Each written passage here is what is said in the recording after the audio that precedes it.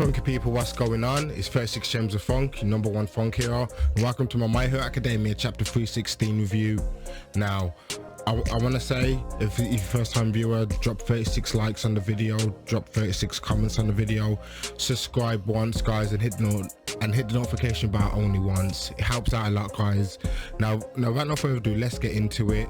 And we see #1 in hero Endeavor turn up on the scene, and he does apologize to Deku for his late appearance, because after all he is a fire-based hero and fighting in the rain doesn't play to his advantages. But nonetheless, he asks, is there any more enemies in the area that he needs to take out? And before he even gets a chance, Endeavor goes off. And we can't forget Hawks is here, because after all, he did come and his plan was to save Nagant. He didn't want her to die, and we saw last chapter she did explode. All for One did plant some sort of bomb quirk on her. But Deku manages to use Black Whip in order to save Nagant and Hawks. He uses Black Whip, attaches to him, but he does mention he doesn't have enough strength. But what he does manage to do is to pull on Hawks in order to slow his descent. In order so Hawks was able just to run off and save any major damage that would have occurred, because after all, Hawks' wings is not healed. Now this is where the #2 hero Hawks comes in, and he does beg Nagant, he pleads with Nagant not to let All For One win, that he knows All For One had used her and thrown her to the side, but he does tell her, you're still a hero after all, Nagant, please don't give up.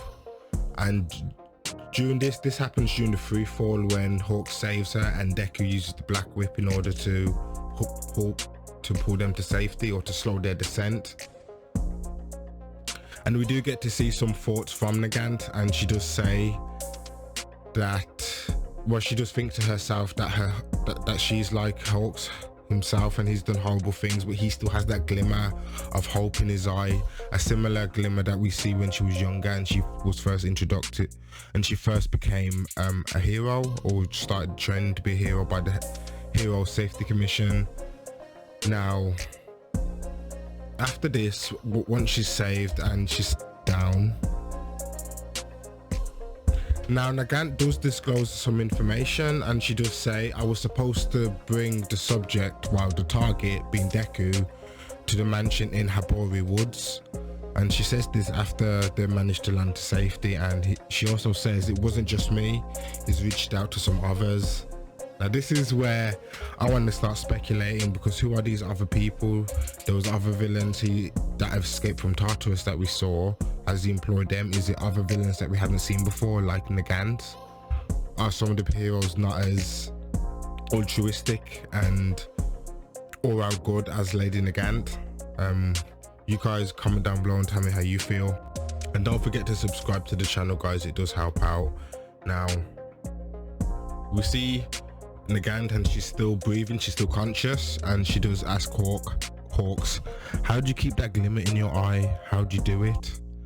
And Hawks himself says, I wasn't alone. What can I say? I'm optimistic to a fault. And we see a picture of him when he was holding the Endeavor doll, and Endeavor was his symbol, the person who he looked up to and helped him in his hard times. After all, Endeavor did arrest his abusive father. Now just then, Endeavor does turn up on the scene, and it's got Chisaki, and Chisaki's freaking out. He's saying, no, this wasn't part of the deal, you need to take me to the boss.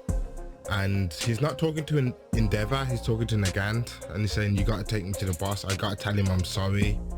And bear in mind, Deku's here, he's exhausted, he's beaten and bruised, and he says, Chisaki. And Chisaki responds by saying, shut up, you disease maggot, I'm talking to Nagant. And Deku says, do you remember everything you did to Eri? And Chisaki, he's still,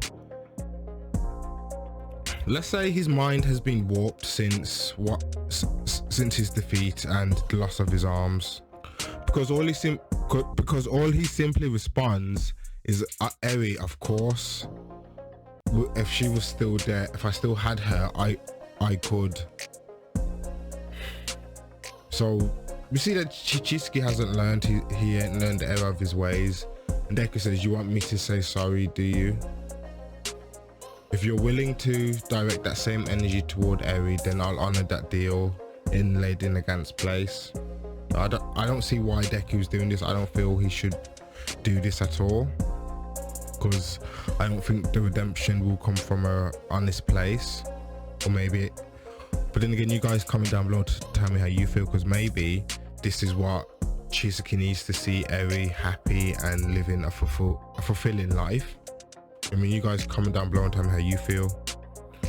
And now, our former #1 hero, All Might, has appeared on the scene, guys.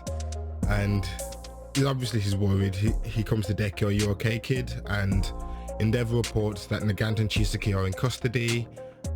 Get them to the cops, and Deku needs medical attention. And Hawk says, well, he mentions that Midoriya needs help as well, to be honest. But Deku is thinking about one for all. And the next panel, guys, we see them. And it's the heroes. We see Mount Lady, we see Ed Shot, we see Kamui Woods, we see Best Genius and Endeavor and Deku. And they're all getting ready to go to the former hideout of the Creature Rejection Clan, which was in Habori Woods, which was where they were supposed to take Deku. You guys comment down below and tell me what you think is going to happen. I mean, All for One and Shigaraki still aren't capable of stealing One for All, and these are Deku's thoughts himself. And we see this as he storms through the mansion. And I tell you what, the panel of him does look pretty badass. But we see that the mansion's empty, and we see a TV screen pop up, and it's All for One, and he says, did you enjoy your Q&A with Lady Nagant, Izuku Midoriya?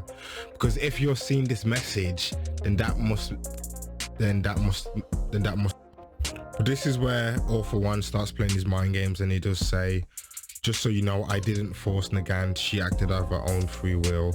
But those poor souls who stumble on the road of life are labeled as villains. And Deku's realized as well that All for One's not here, because why would he be? But All for One goes on to say, people go on and on about quirks, preaching the merits of individualism. But All for One does go on this speech about how it's all due to society and it's down to human nature.